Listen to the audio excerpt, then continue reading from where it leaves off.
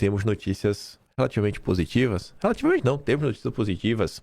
Só o vídeo, no iniciozinho aqui, que eu quero abrir um parêntese para falar de basicamente um único assunto, né? Porque envolve aí a nossa linda democracia.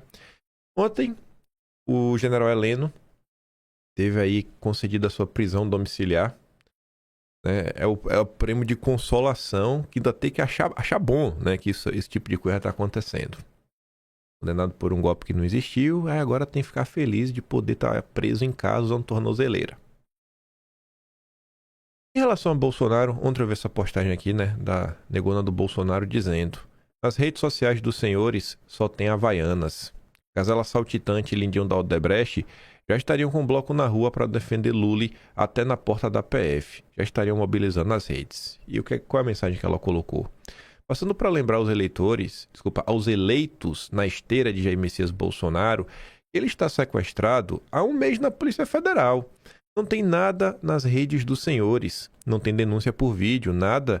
Os senhores acostumaram com o sequestro do líder? Já estão no clima do Natal? Estão felizes?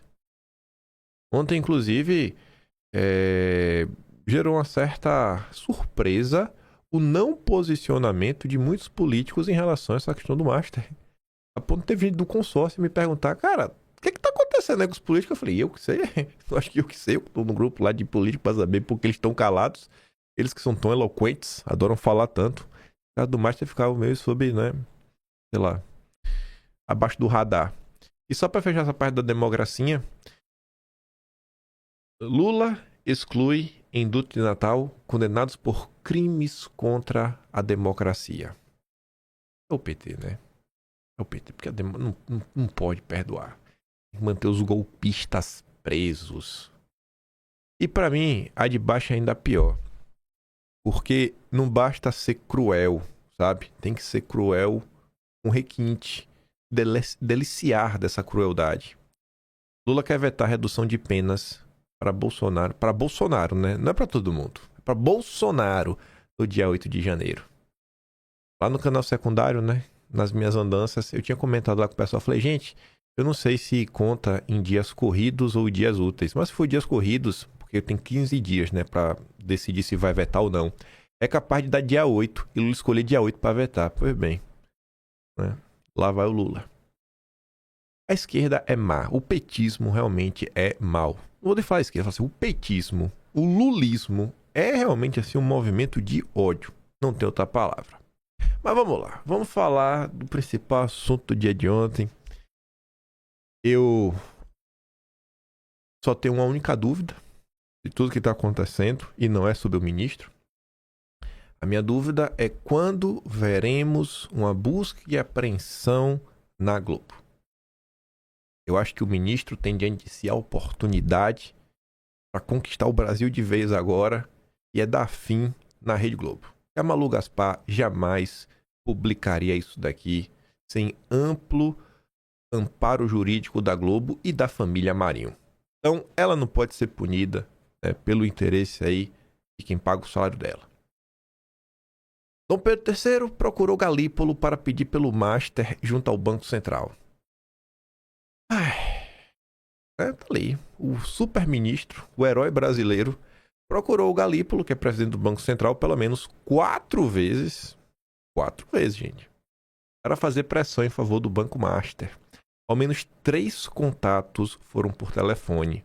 Mas pelo menos uma vez, Dom Pedro III se encontrou presencialmente com Galípolo para conversar sobre os problemas do banco de Daniel Vorcaro. Imagina aí. 4 vezes, assim, não foi nenhuma nem duas, não foi assim, foi um encontro, aí a gente acabou se batendo. 4 vezes. 4. Pergunta, depois se pergunta de novo, né? Fica meio insistente, né? Fica até meio chato isso daí, cara chato. Os relatos sobre as conversas foram feitos à equipe do blog por 6 fontes diferentes nas últimas 3 semanas. Uma delas ouviu do próprio ministro sobre o encontro com Galípolo e as outras 5 souberam dos contatos por integrantes do Banco Central. Na versão desses integrantes, Dom Pedro III fez pelo menos 3 ligações para saber do andamento da operação de venda para o BRB e em julho deste ano pediu para que o Galípolo fosse ao seu encontro. Pediu, né? Ele não mandou. Galípolo, chega aí. Imagina falar não. Fala não aí pra ver. Nessa conversa, de acordo com o que o próprio ministro contou ao interlocutor, ele disse que gostava de Vorcaro, eu também gosto, ministro. E repetindo o argumento que o banqueiro usava muito, afirmou que o Master era combatido por estar tomando espaço dos grandes bancos. Eu gosto do Vorcaro também, viu? Ele é um cara bonito, né? Aquele cabelinho de Stock Car. Se eu tivesse cabelo liso, não ia ter um cabelo igual ao do Vorcaro. Pediu ainda que o Banco Central aprovasse o negócio com o BRB. Pô, aprova aí, pô. É de boa. Cabelinho Stock Car. E tinha sido anunciado em março, mas estava pendente de autorização da autarquia. Naquele momento, já se sabia em Brasília que havia um racha entre diretores do Banco Central sobre decretar ou não a intervenção no Master. Galípolo então respondeu do Pedro III que os técnicos do Banco Central tinham descoberto as fraudes no repasse de 12,2 bilhões de reais em créditos do Master para o BRB. Diante da informação, segundo os relatos, o ministro teria reconhecido que se a fraude ficasse comprovada, o negócio não teria mesmo, como ser aprovado.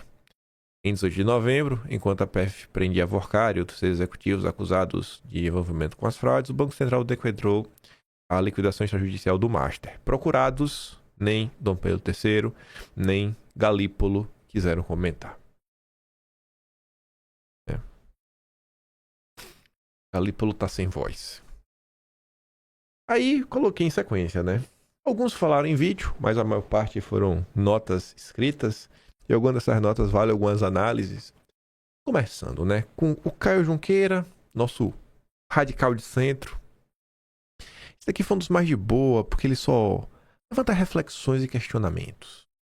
O Vinícius até coloca. Na análise do Caio sobre a possível atuação de advocacia administrativa e o seu silêncio perante as acusações. A atuação de ministros do Supremo Tribunal Federal fora dos autos passou a ser acompanhada com mais atenção nos últimos anos pelo debate público. Discussões sobre a presença de magistrados em eventos privados e encontros festivos com advogados que atuam na corte ampliaram o escrutínio sobre limites institucionais, éticos e principalmente sobre, pelo menos, parecer imparcial. Uma revelação hoje do jornal O Globo amplia esse horizonte porque pela primeira vez aparece, ainda no campo das alegações, uma suspeita de possível advocacia administrativa envolvendo o ministro Alexandre de Moraes. Esse crime é definido no Código Penal como patrocinar interesse privado perante a administração pública, valendo-se da condição de agente público. Segundo a reportagem, Moraes teria atuado junto ao Banco Central em favor do Banco Master, que contratou o escritório de advocacia da sua esposa. Até o momento, o ministro não se manifestou, o que torna mais grave ainda o episódio. A ausência de posicionamento não implica por si só irregularidade, mas reforça o debate sobre transparência, conflitos de interesse e os limites da atuação de integrantes do Supremo. E expõe um problema, esse sim antigo na Corte, que fala muito quando é melhor silenciar e que silencia quando deveria ser obrigado a falar. Por que ele tinha que ser obrigado a falar? O que ele fez de errado? Não fez nada. Eu acho aí que a gente vai chegar na parte aí que os parlamentares já começaram a se mover, mas eu acho que o pedido dos parlamentares não devia ser em relação ao ministro falar não. Devia ser aí, uma lista extensa desses jornalistas antidemocráticos e um pedido formal para enquadrá-los sob a Lei de Segurança Nacional, que é um claro ataque às instituições. É hora de dar uma pirraçadinha, Aí, essa daqui já começa engraçada. Porque, gente, você vê... Imagina. Se aconteceu exatamente como a Malu Gaspar falou, e aí? E aí, fica por isso mesmo? Existe algum tipo de punição? O que precisa ser feito para uma pessoa que ocupa um cargo público sofrer algum tipo de punição? Alguma, não sei qual. Mas alguma assim, só pra... Não, cara, tu falou uma suspensão que seja de 2 dias. Foi suspenso. Sabe? Alguma coisa. O que precisa ser feito? Mas aí vem a turma do Estadão. O Estadão, inclusive, não postou um editorial sobre o assunto hoje, Deve vir amanhã. Denúncia sobre gestões de Dom Pedro III junto ao Banco Central em prol do Master reforça a urgência de código de conduta. Sim, se tem um código de conduta, o cara não ia fazer isso? Só porque tá no código de conduta? Será mesmo que, sei lá, o código da magistratura, ou sei lá, práticas básicas de etiqueta já não deixam claro que, cara, passou demais do ponto. Um código de conduta iria evitar isso? Assim, o cara pega uma situação extremamente grave e tenta resumir, não, é só teu código de conduta. É só isso. Aí vem, né? Tendo ocorrido a conversa, como detalha Malu Gaspar, o caso não é nem de longe corriqueiro. Já tendo sido apontado que a mulher do ministro tinha um contrato multimilionário com o Master e que um dos trabalhos contratados era justamente o de uma atuação junto ao Banco Central, a presença do ministro nessa equação é dinamite pura. E aí? Ainda mais diante da revelação da mesma Malu Gaspar de que nenhuma das instituições recebeu qualquer pedido de reuniões, petições ou quaisquer documentos do escritório em favor de Daniel Vorcaro, tá? Apenas Dom Pedro III, pelo que ela relata, teria feito o trabalho contratado pelo banqueiro. Tá, mas e aí? Isso pode? E se não pode, acontece o quê? Nada?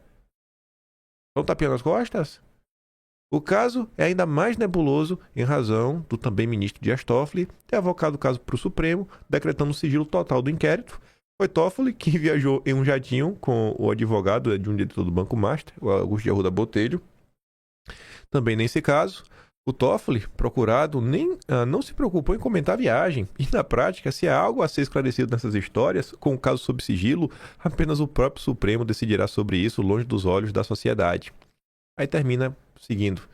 A cada novo assunto mal explicado, envolvendo ministros da corte, o que se toma parte bancando viagens e patrocínios de eventos ou os inúmeros casos de relações promíscuas em diversas instâncias do judiciário, ao mesmo tempo que se torna mais evidente a necessidade do Código de Conduta, com menos apoio o ministro Fachin pode contar na própria corte.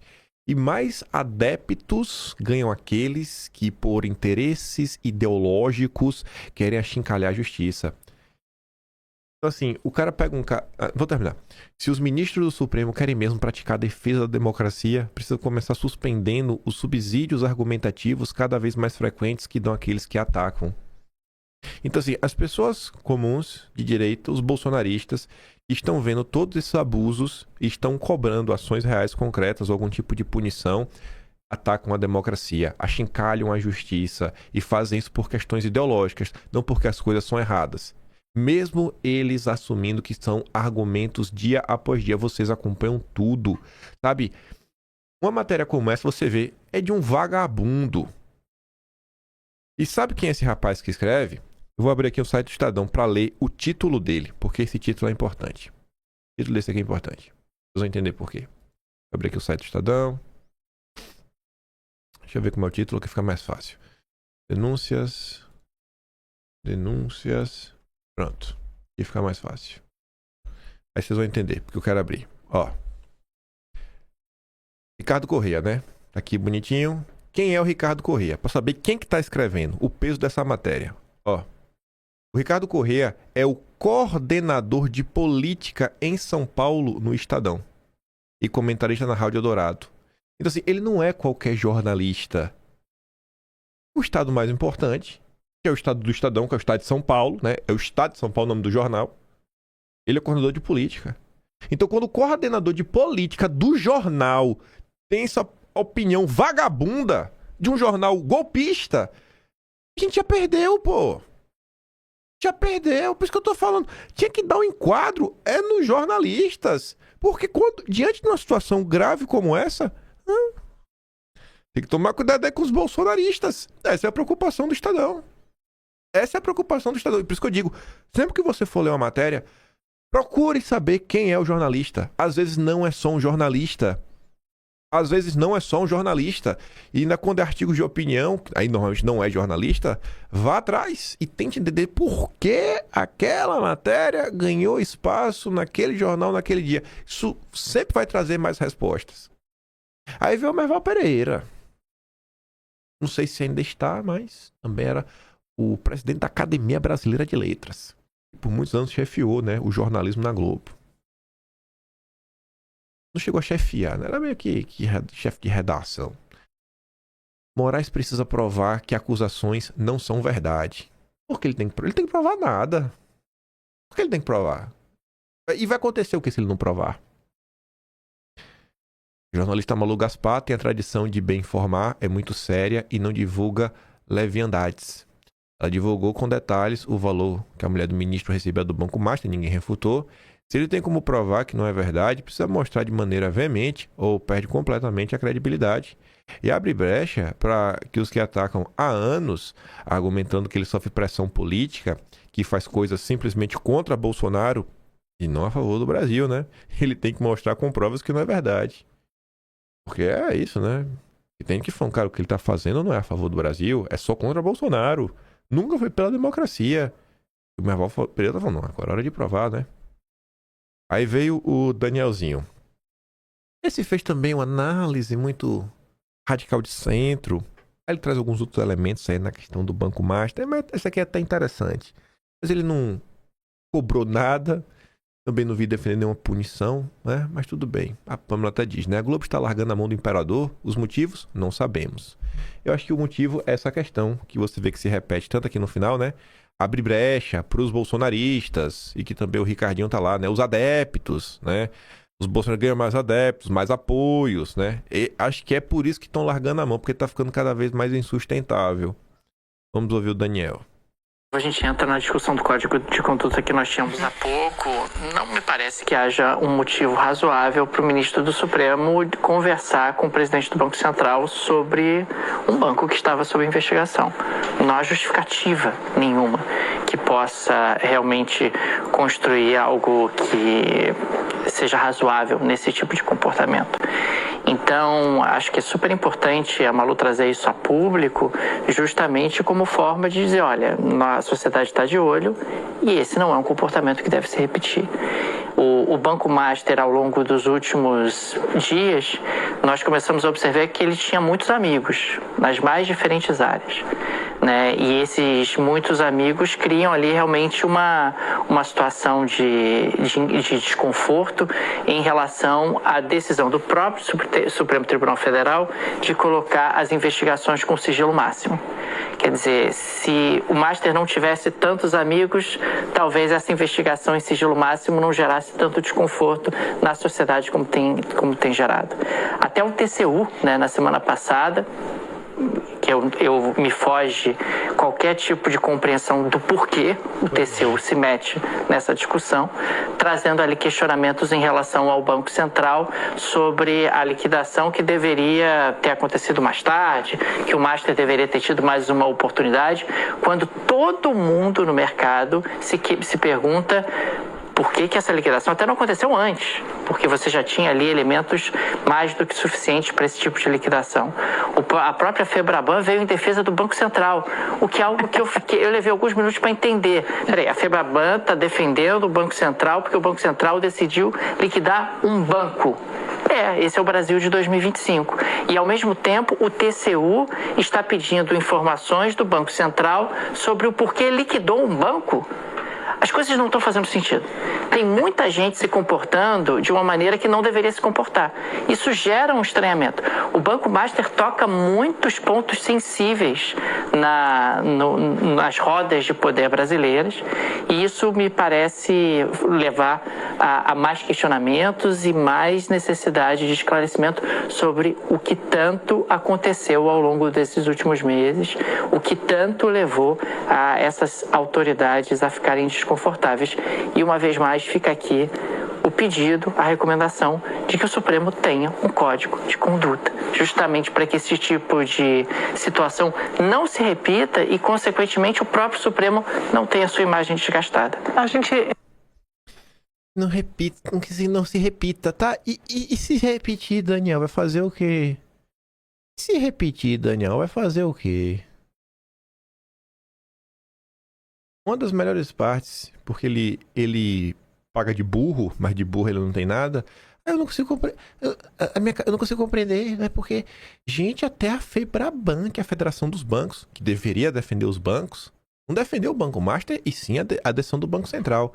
É porque, pequeno Daniel, no Brasil, você fale o que for, né?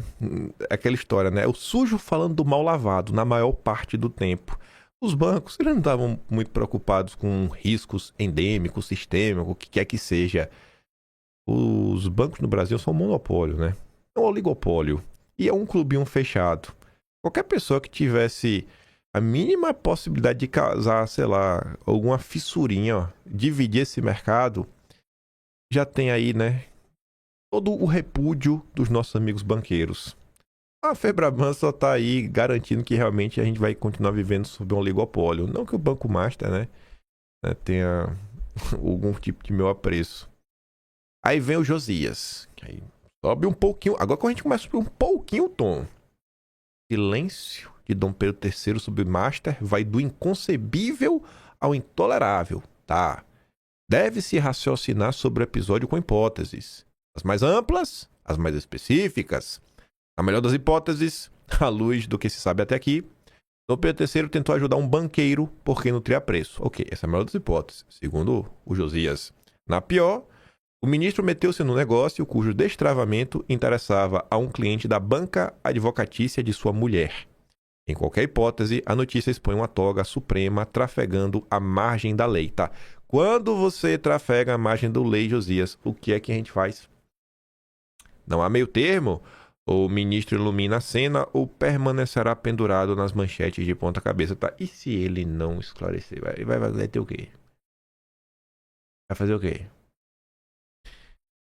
Aí vem a Rosane de Oliveira. Essa foi aquela que teve um problema lá na Rádio Gaúcha. E revelou o salário de uma procuradora e 600 mil que ela tinha que pagar. Ministro cruzou a fronteira do aceitável. Tá. E aí? E cruzou. E acontece o que quando cruza? Acontece o que quando cruza? Eu não consigo entender. Eu não consigo. Aí, vai um pouquinho mais. Aqui agora o buraco já afunda bastante. A ponto do Fabiano Lana já dá algumas sugestões de punições. O que era um cochicho começa a crescer. Dom Pedro III pode sofrer uma punição rigorosa? Na manchete, né? Aqui que começa. E aí? E aí? Existe o dito popular de que quem cala consente.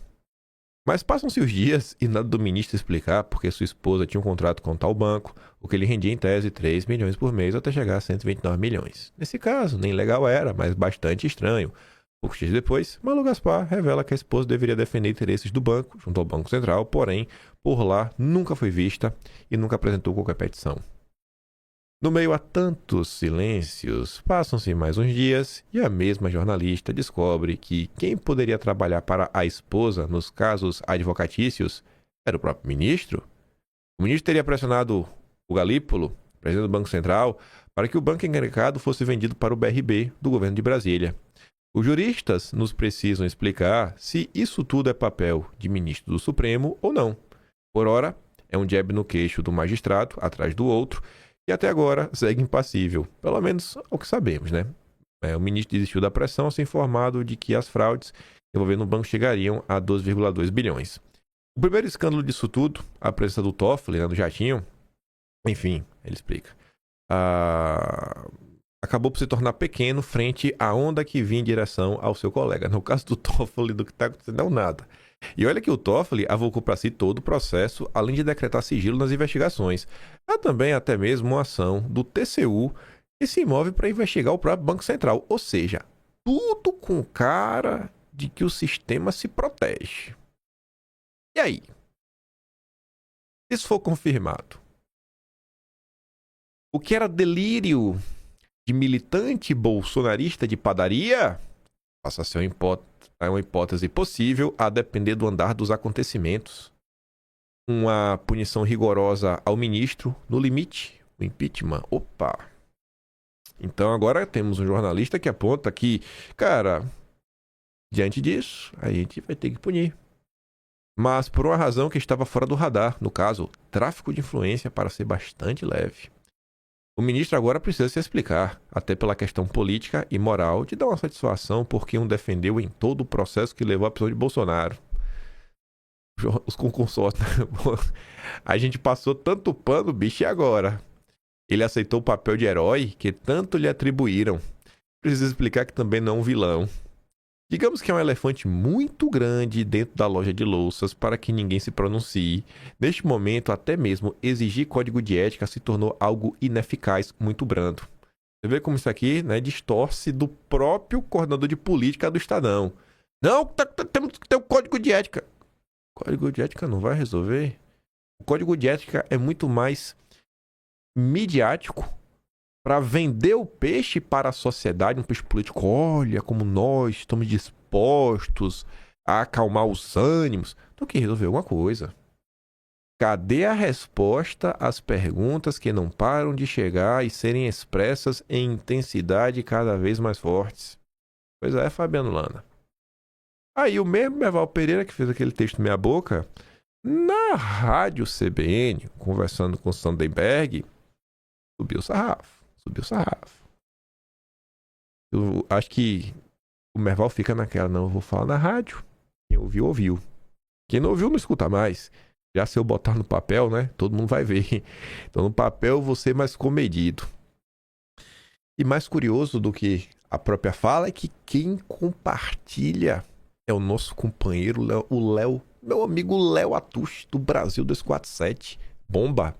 Globo já defende o impeachment de Alexandre de Moraes num diálogo entre Carlos Alberto Sandenberg e Merval Pereira. Aí eu até diz, né, rapaz, a esquerda já começou a repercutir a fala da Globo sobre impeachment. Hora de pegar a pipoca, tá? Tá ficando legal, né? Tá ficando legal. Como é que eu vi?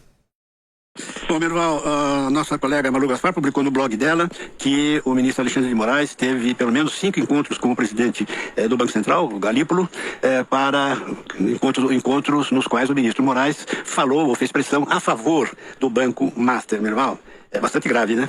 É gravíssimo e isso tem que ter um limite, né? Tem que ter um fim, porque a cada revelação que aparece sobre interesses privados envolvendo decisões do Supremo, perde-se a credibilidade, né? O Supremo vira um objeto de desconfiança do cidadão. E na medida que o ministro Alexandre de Moraes não nega oficialmente, formalmente, que a sua mulher recebeu mais de 30 milhões de reais no ano, 50 milhões, sei lá quanto, para trabalhar pelo Banco do Borcaro, que ele negou 5 vezes e convocou o presidente do Banco Central uma vez para um encontro pessoal, presencial, e para trabalhar a favor do Banco do Borcaro, isso vira uma coisa absurda, vira uma razão de impeachment, vira uma crise política. Então ele tem que se pronunciar, tem que provar que não é verdade, tem que recusar isso de maneira veemente, porque ele perde completamente a credibilidade com a divulgação de uma história dessa, né? A Malu Gaspar, ela obviamente com o seu profissionalismo, o blog procurou tanto o ministro Alexandre de Moraes quanto o presidente do Banco Central para comentar essas informações e nenhum dos dois quis comentar, Merval. E a Malu, ela tem uma tradição de bem informar, né? Ela é uma jornalista muito bem informada, muito séria, e ela não publica coisas levianas. É uma coisa que realmente, quando ela publicou o valor da prestação que o Borcaro, o Banco Master, pagava ao escritório da mulher do ministro Alexandre de Moraes, foi com detalhes, né? Foi com detalhes que não foi refutada por ninguém. Exatamente. Aí vem o Joel Dinheiro. Discutir o impeachment é golpismo? Em tese, sim, né? Quer dizer, em tese não, na prática, sim. Na prática é golpismo, sim. Ela tem prerrogativa de investigar e punir mais condutas de ministros. O ministro teria pedido ao Banco Central autorização para a venda do banco e contratou a história da esposa. Aí, falei, né? Senadores votam pelo impeachment de ministro do Supremo, acusado de corrupção, e se ataca a democracia? Em tese não, na prática sim, né? Aí ele tá aqui no mundo teórico. Claro que não. O fato do Supremo ter tido um papel importante em debelar uma trama golpista e jogar seus membros não coloca acima da lei. Então, eu acho que tem juristas que acham que o Supremo realmente está acima da lei. Porque o processo foi complicado, viu? Complicado. Vocês lembram do caso do Cid e o Instagram, a conta @GabrielaR302702? Tava comentando isso ontem, né? Falei, meu Deus do céu. E aquilo ali não foi suficiente não, viu? Pro inquérito ser anulado, pra delação ser descartada. Aquilo ali não foi suficiente não. Não foi suficiente não. Pelo contrário. É dos ministros que se espera a mais perfeita imparcialidade, a conta mais irretocável, dado que de suas decisões ninguém pode recorrer. O tema de impeachment de ministro está contaminado pela polarização. Muita gente quer o impeachment dele por causa da acusação de Bolsonaro. Não. Tem mais de 50 pedidos de impeachment contra os ministros em geral.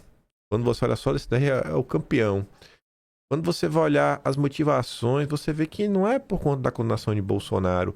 Até porque os pedidos de impeachment vêm desde o governo Bolsonaro. Então, assim, como durante o governo Bolsonaro alguém poderia pedir o impeachment dele por condenação de Bolsonaro? Não faz nenhum sentido, Joel. Tá tentando reescrever a história, bicho. Assim, à luz do dia. O ministro foi, inclusive, alvo de sanções americanas injustas. Foi. Né? Que felizmente não existem mais, mas que deixaram o debate ainda mais envenenado. Ligado a isso, há uma série de decisões questionáveis ou mesmo abusivas, como a suspensão das redes sociais, de diversas pessoas por tempo indeterminado. Até hoje não se sabe quantas foram e se estão barradas. Mesmo nesses casos, falar em impeachment é tocar num tema divisivo, em que os limites da lei encontraram uma ameaça real à democracia e opinar sobre o mérito das decisões, né? Realmente, é uma baita ameaça, né? O golpismo. Se o tema, contudo, for corrupção, parcialidade, conflito de interesses ou outra conduta incompatível com o cargo de juiz, a discussão do impeachment fica bem menos polarizada. Aí o Joel conta a historinha, né? O Banco Master contratou serviços, o escritório da esposa, por 129 milhões, num contrato genérico, sem designar tarefas específicas. Não há registro, por exemplo, de que a mulher dele tenha sequer ido à sede do banco. Já seu marido, conforme noticiado pela Malu Gaspar, pediu ao Galípolo, presidente do Banco Central, que autorizasse a venda do Master. Se foi isso mesmo, é grave. Quando o ministro do Supremo te liga, você atende. Quando ele te pede algo, não é um papo solto, sem maiores consequências. É um pedido que, no mínimo, te fará pensar longamente sobre as consequências de cumprir ou negar.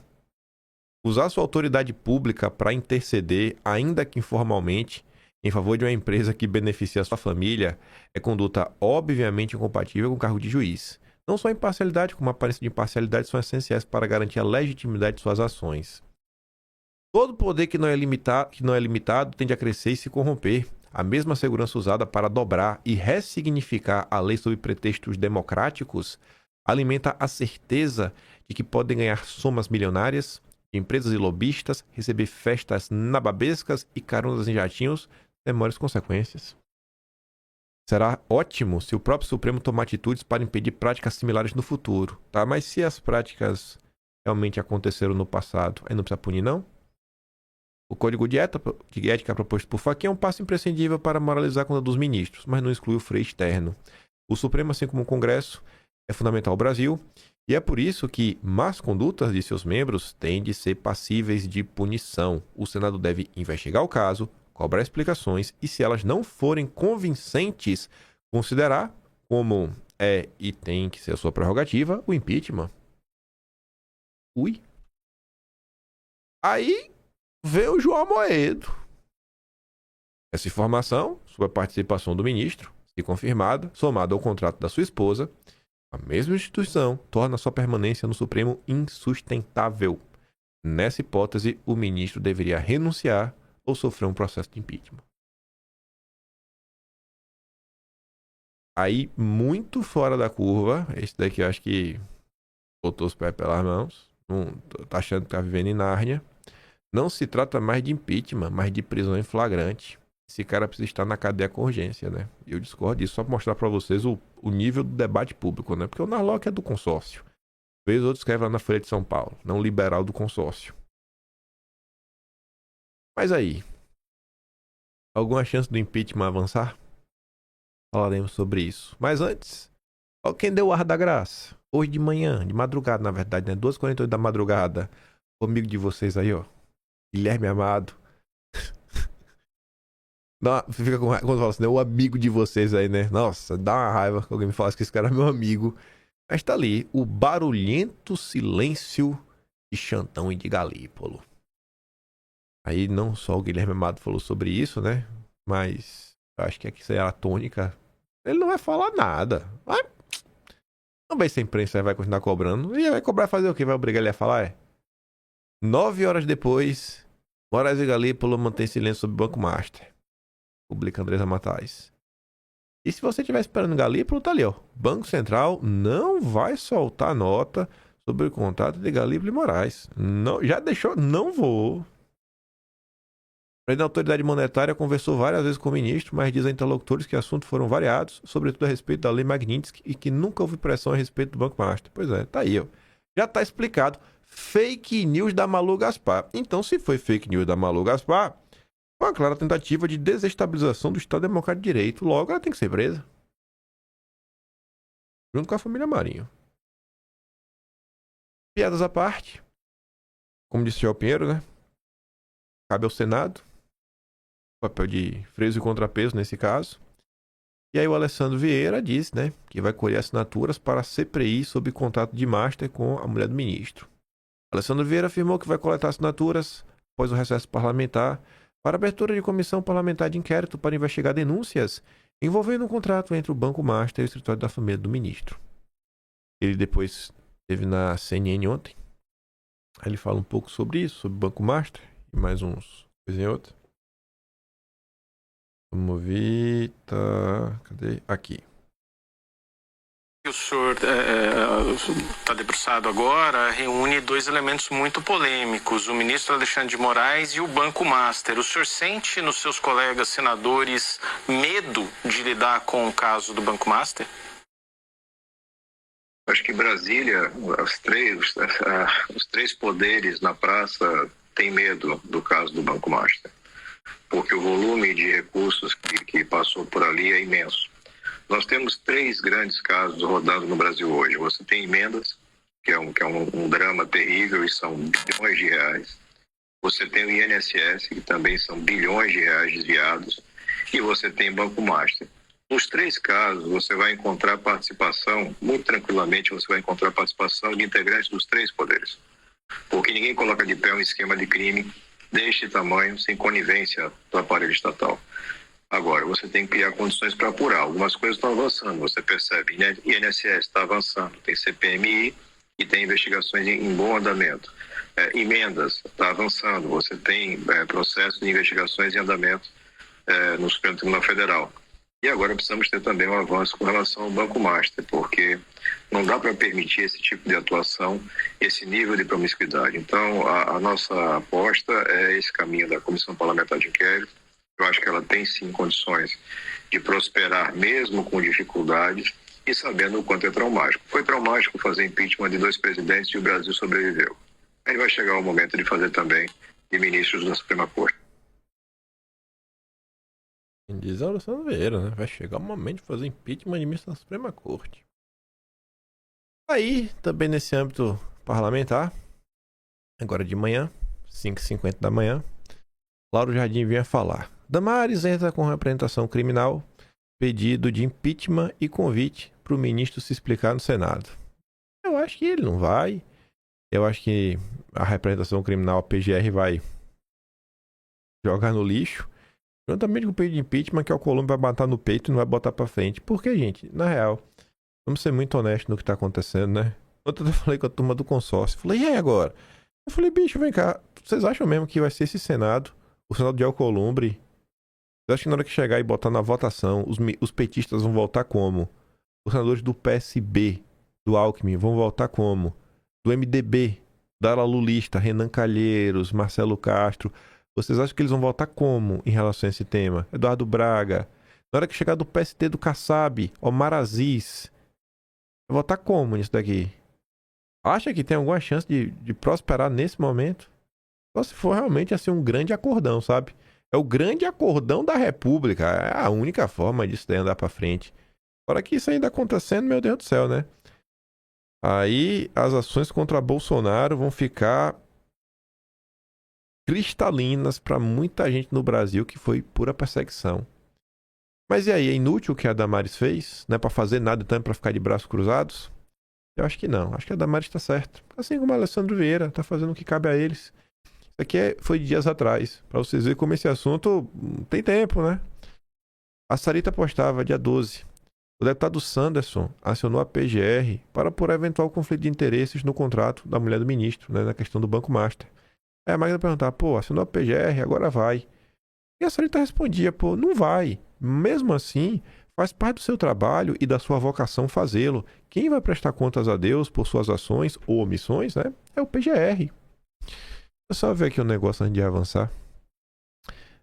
Eu tinha olhado antes de gravar, a Malu Gaspar só publicou a nota envolvendo um Cláudio Castro. É que a Malu Gaspar publicou alguma nota extra aqui sobre o caso? Não. Até agora nada. Não é matéria extra não da Malu Gaspar. Aqui, ó. Vou mostrar o site pra vocês. A última matéria ainda é do Cláudio Castro. Só isso aí mesmo. Nenhuma novidade, Malu Gaspar. Vai que tinha alguma, né? Mas vamos voltar. O Rafael Machado não é um cara de direita mesmo. É um cara que extremamente simpático à turma aí da Rússia. Esse é duguinista. Esse realmente é. Ele compartilhou isso da Malu Gaspar e eu achei bem interessante. Ele resumiu muito bem 2 linhas. Eu gostei muito desse resumo. Olha o que ele diz, olha. O fato que isso aí provavelmente não dará em nada prova que já houve golpe no Brasil. Mas não foi o Bolsonaro que deu.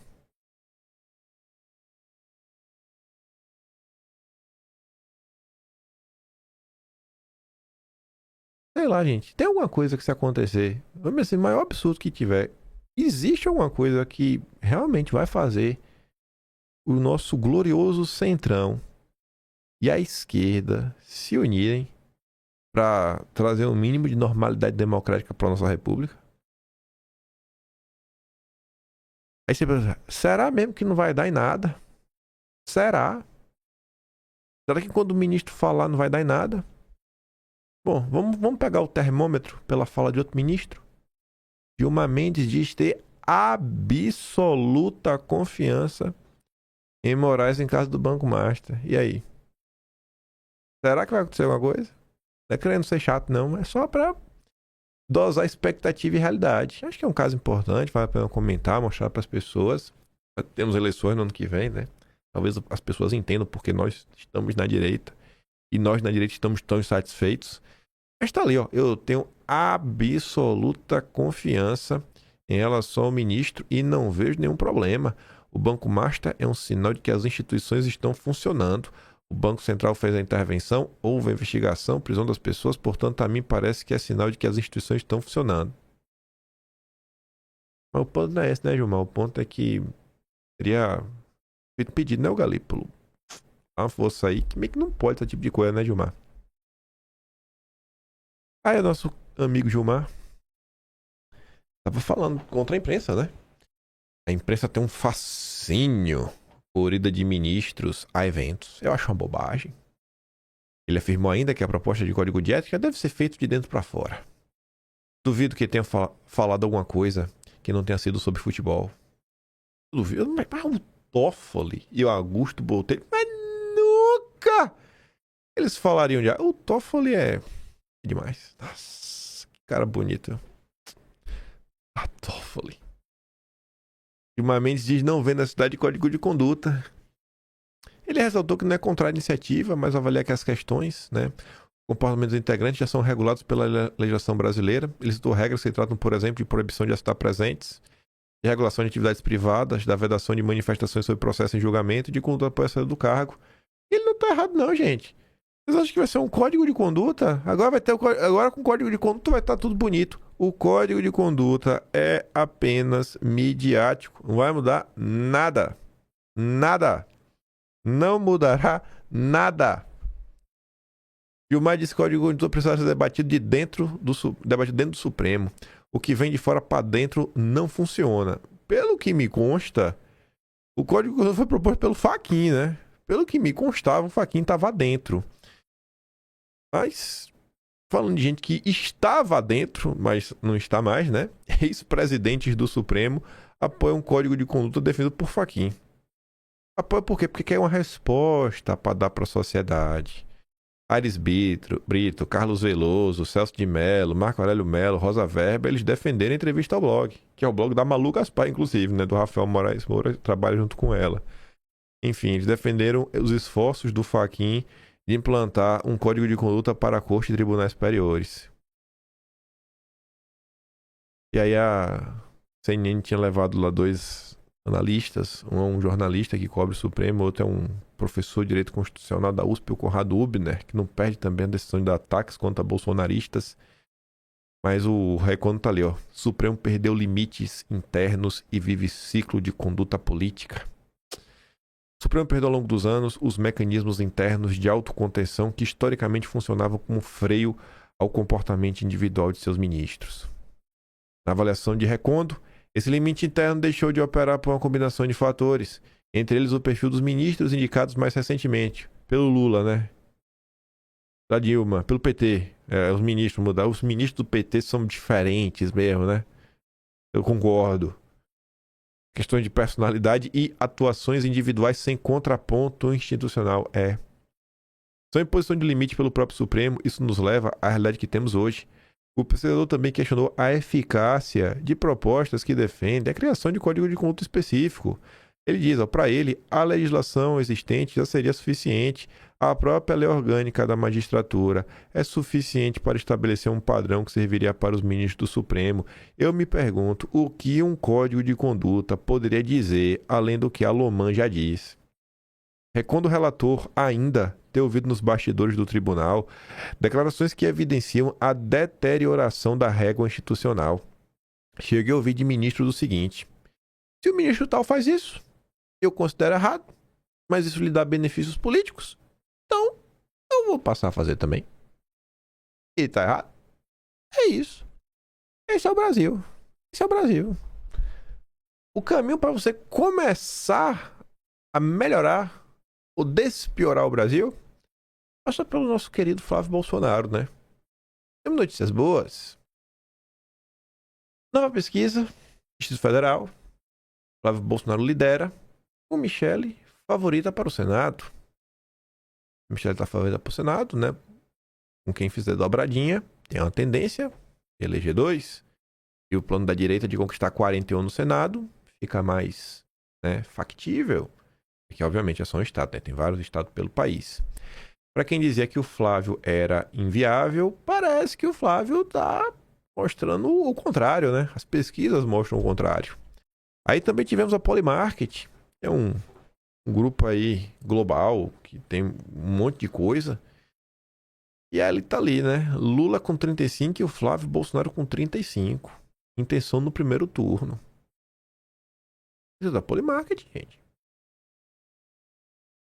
No mundo, vocês já devem ter visto assim vários gráficos. Pelo menos o pessoal do mercado financeiro mostrando, né? A bolsa de aposta da Polymarket. Mas aí, a Polymarket que fez essa pesquisa. Agora vale ou só vale pro Tarcísio?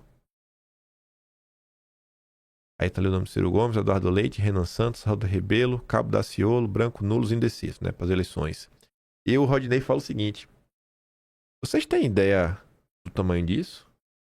O atual presidente, com a máquina na mão, que está há 3 anos em cima do palanque, fazendo campanha, pagando milhões para artista, influencer, jornalista falar bem dele, aparece empatado com um cara que tem 2 semanas que começou uma pré-campanha dando umas entrevistas por aí. E a gente deveria olhar também para aqueles números ali, ó. E veja só. Vamos supor que está ali é 100% verdadeiro. Ciro Gomes com 6, Eduardo Leite com 4, Renan Santos com 2, Aldo Rebelo com 1 e o Cabo Daciolo sem partido com 1 também, né? Vai ter o quê? 10, 12, 13, 14.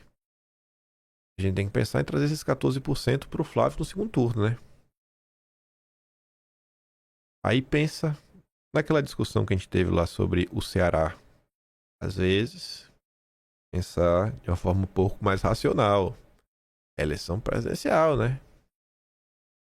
Eleição presidencial. Vencer a eleição presidencial é importante. Isso aí se provar a verdade. Aldo Rebelo é 1%. Às vezes 1%. Se o Bolsonaro tivesse tido 1% a mais, né? E Lula 1 a menos, o já tinha levado, né? Não deu 2% a diferença. Tira 1% de um, dá 1% pro outro. Cabo Daciolo também. A turma do Chico Linguiça, eu não tenho nem esperança, né? Já votaram, defenderam o voto nulo no passado, vão defender o que agora? Vão é capaz de defender votar no PT. Somos da MBL. E o Eduardo Leite... Não sei. Tenho minhas dúvidas. Se o Eduardo Leite apoiaria Lula no segundo turno. Tenho minhas dúvidas. Talvez possa até vir como senador. Um fato interessante, e pro Valdemar tá falando isso, Valdemar de burro não tem nada. Valdemar prevê bancada federal do PL mais gorda no início do ano. O PL atualmente tem 86 deputados e na janela partidária o Valdemar espera subir para 110. É um aumento aí de 24 deputados. E, gente, o que é que isso significa no frigir dos ovos pro PL? Você não vai ganhar mais dinheiro fundo partidário nem nada. Mas é como se tivesse uma precificação de ter o número 22 na urna. É importante, né? É importante. E se é importante é porque eu acho que vem pintando aí um cenário de que a direita vai pontuar bem nas eleições de 2026. Valdemar de bobo não tem nada. Ele não tem nenhuma vontade de derrotar o PT nem nada. A vontade dele é fazer o partido crescer e ganhar muito dinheiro. Ele ganha muito dinheiro. Porque senão que a direita fez uma grande bancada. E espero que os nomes, né, sejam bons nomes. Aí, rapaz, Lauro Jardim ontem nos conta aqui um evento que encaixa com outro evento. O encontro de Flávio Bolsonaro e Dedé. Flávio esteve com Dedé. E o pior é que eu soube disso daí. Acho que eu soube no próprio dia, na verdade. Deixa eu ver aqui o horário. Engraçado que teve alguém que foi falar comigo. Aí. Tudo de mais outra coisa, né? Falou assim, ó. Não, vou falar uma coisa aqui, mas eu vou contar o milagre sem contar o santo. Eu falei, foi falando, como é que sabe? Eu falei, a própria pessoa me contou. Ai. Deixa eu ver, dia 18. Dia 18 foi quinta-feira. Eu tô no futuro, né? Então eu recebi a ligação na quinta-feira. Pera aí. É quinta-feira, eu tô 13 horas à frente, então tem que tirar 13 horas atrás. Eu recebi a ligação às 1h49 da tarde, ou seja, era meia-noite e 49 do dia 18, né? Da quinta-feira, tinha acabado a quarta-feira. Aí eu fiquei sabendo disso. Na semana passada, não, vou estar aqui, tudo mais. Tudo mais, bom, né? Bom. E aí, a Rádio Peão, né? Nesse momento, foi uma ligação de 32 minutos e 19 segundos. O WhatsApp aí tá... O WhatsApp tá demais. Enfim, aí dizia o seguinte, né? Eu vou até adiantar a história. Até foi discutido aí nesse evento aí a necessidade, né? Do André falar pro funcionário dele. A campanha agora, né? Começou, não temos mais tempo, né? E aí o Dedé ia ficar da cargo aí de ligar pro funcionário dele pra dar um enquadro. E o funcionário dele, vocês sabem quem é, né? O Compeiro Cadeirudo. Aí você viu o novo pronunciamento do Tarcísio. Aí a pessoa que tava falando comigo falou assim, cara, olha, a gente sabe, mas eu não canso disso nos surpreender, bicho. Olha o que aconteceu. Aí eu falei, como é que tu sabe? Eu contei, não, o que eu vi aqui é coisa. A gente tava conversando exatamente sobre isso, né? O comportamento do Tarcísio. A gente sabe como o cara é, mas fica de cara, às vezes, sabe, cara... Precisou, André Esteves ligar pra ele pra falar, irmão, controla aí, viu? Já deu, você vem pra reeleição. E aí o patrão mandou, o Cadeirudo ficou logo quietinho. Mas tá ali. Flávio ainda quer fazer... Isso foi na casa do próprio Esteves. Pelo que me consta, ficaram conversando em torno de 4 horas. Flávio ainda quer fazer novas agendas com banqueiros e gestores ainda esta semana. Aliados próximos têm tentado marcar reuniões. Já tô contando várias fofoquinhas, né? Ai, eu sei que você gosta dessas fofocas. Eu evito falar coisas que eu... Assim, eu poderia aprovar, né? Mas não vou. Mas eu poderia. Peraí, ó. Peraí, pronto. Deixa eu ver aqui uma coisa. Deixa eu ver. Porque eu acabei contando pra um amigo disso daí. Deixa eu ver. Deixa eu ver aqui se dá pra mostrar.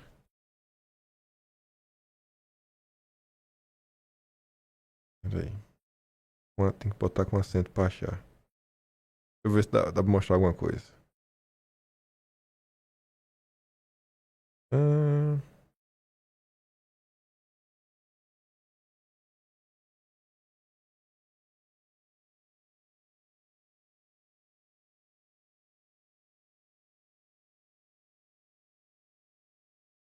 É que é. Vou botar assim, ó.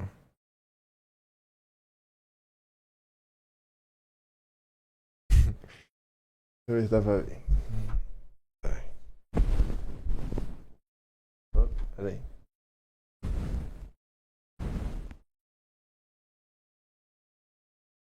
Onde acho? Cadê? Oh, você não tá dando pra ver? Deixa eu ver se vai. O zoom.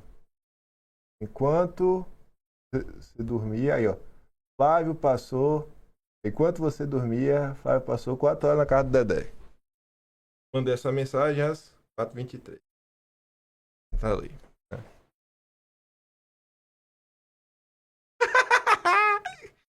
Chupa Tarcísio! Tomou o enquadro do André Esteves, gordo safado. Ô, raiva que eu tô do Tarcísio, viu? Rapaz, velho, cara golguento. Não, o Tarcísio não quer ser candidato, não quer ser uma pinóia. O que Tarcísio aprontou nesses meses, rapaz, não tá no gibi. O que Tarcísio aprontou não tá no gibi o que esse cara fez, pô. Tá de brincadeira.